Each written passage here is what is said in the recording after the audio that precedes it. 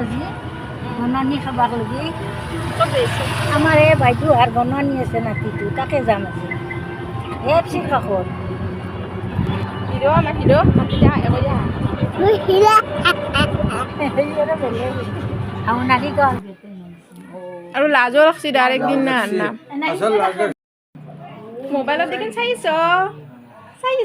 ও mobile চাওঁ আমি যাওঁ নিতা এইটো বাইদেউ আমাৰ বাই